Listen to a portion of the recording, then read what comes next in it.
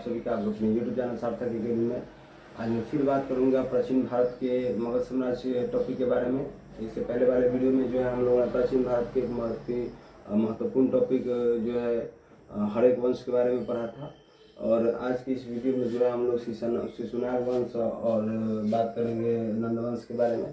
जो भी महत्वपूर्ण बातें हैं उन सभी के बारे में चर्चा करेंगे जो एग्जाम के व्यू से काफ़ी महत्वपूर्ण है। ठीक है, तो चलिए बिना समय को जो है जो गवाएं हम लोग शुरुआत करते हैं इस वंश के बारे में। देखिए, शिशुनाग वंश का जो कार्यकाल रहा वो 412 ईसा पूर्व से लेकर 345 ईसा पूर्व तक है। ठीक है, सबसे पहला प्रश्न यही आता है कि शिशुनाग वंश का कार्यकाल कितने वर्ष से लेकर कितने ईसा पूर्व से लेकर कितने ईसा पूर्व तक था।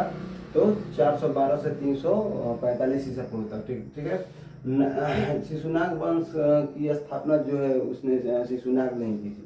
अब प्रश्न आता है कि शिशुनाग कौन था। तो जो हड़प्पा वंश का सबसे अंतिम शासक था नागदशक, इसी का अमात्य था। अमात्य कहने का अर्थ है कि मंत्री था। ठीक है, उसके मंत्रिमंडल में शामिल था। और इसने क्या किया कि इसके शिशुनाग नागदशक की हत्या करके शिशुनाग ने और शिशुनाग वंश की स्थापना की। ठीक है, तो संस्थापक कौन हुआ शिशुनाग वंश का? शिशुनाग। ठीक है, वैशाली को इसने क्या किया तो मगध की राजधानी बनाई। यानी कि इससे पहले जो है उदयन ने क्या किया था तो पाटलिपुत्रा को जो है मगध की राजधानी बनाई थी। लेकिन जब शिशुनाग वंश की स्थापना शिशुनाग ने की तो इसने क्या किया वैशाली को जो है मगध की राजधानी बना दिया। ठीक है, अवंती को इसने क्या किया कि युद्ध के बल पर यानी कि युद्ध करके अवंती को क्या किया मगध साम्राज्य में मिला दिया। ठीक है, ये ध्यान रखिए कि अवंती को किस शासक ने जो है मगध साम्राज्य की शासक ने अवंती को युद्ध करके मगध साम्राज्य में मिलाया तो कौन मिला है? शिशुनाग। ठीक है, ध्यान रखना है। इसका शिशुनाग का पुत्र जो था वो कालाशोक है। ठीक है, कालाशोक जो है वो 394 से लेकर 366 ईसा पूर्व तक इसने शासन किया मगध पर। ठीक है, इसने क्या किया कि फिर जैसे कि उदयन ने पाटलिपुत्र को अपनी राजधानी बनाई थी मगध की और उसके बाद जो है शिशुनाग ने क्या किया कि राजधानी बना दिया वैशाली को। लेकिन पुनः फिर क्या किया इसने कालाशोक ने कि पाटलिपुत्र को जो है मगध की राजधानी बना दी। ठीक है, तो पाटलिपुत्र को पुनः किसने मगध की राजधानी बनाया तो कालाशोक ने। ठीक है, ये भी प्रश्न आएगा।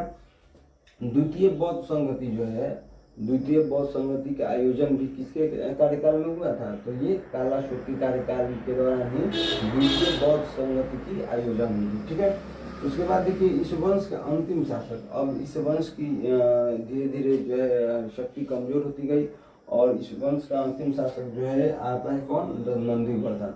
नंदीवर्धन के आते आते जो है ये जो शिशुनाग वंश है वो पूरी तरह से शक्तिहीन हो चुका था।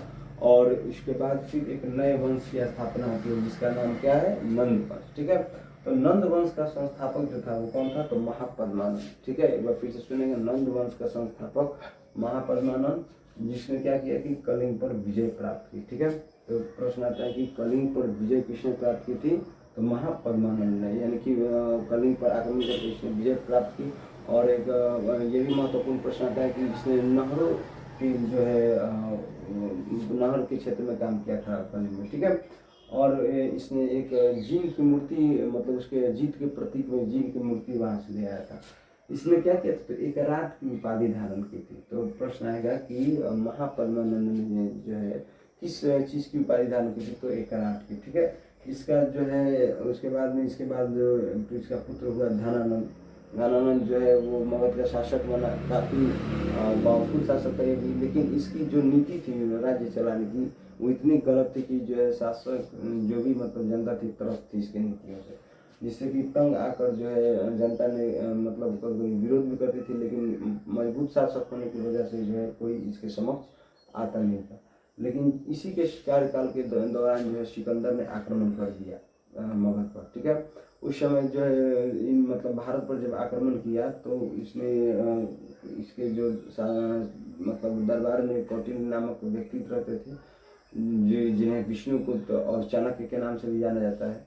तो उन्होंने इस चीज़ की सूचना धनानंद को दी। लेकिन धनानंद ने जो है उन्हें अपमानित करके अपने सभा से निकाल दिया। ठीक है, जिसका बदला लेने के लिए उन्होंने क्या किया कि एक चंद्रगुप्त मौर्य नामक बालक को जो है उसको मजबूत बनाया, उसको प्रशिक्षण दिया और उसी के साथ मिलकर जो है इन्होंने क्या किया तो धनानंद को पराजित किया। ठीक है, तो नंद वंश का अंतिम शासक धनानंद ही हुआ। ठीक है, सिकंदर के समकालीन था। चाणक्य और चंद्रगुप्त ने क्या किया, तो मिलकर जो है मौर्य वंश के साथ में मतलब मगध के शासक प्रधानानंद को पराजित किया और यहीं से नंद वंश की समाप्ति हो गई। ठीक है, तो इसके बाद जो है हम लोग पढ़ेंगे सिकंदर के आक्रमण के बारे में और उसके बाद फिर पढ़ेंगे हम लोग मौर्य वंश के बारे में। ठीक है, तो और ये वीडियो आपको अच्छा लगा तो चैनल को लाइक शेयर के साथ सब्सक्राइब कीजिएगा और अपने दोस्तों के पास शेयर कीजिएगा ताकि औरों को भी इस वीडियो के माध्यम से लाभ मिल सके। धन्यवाद।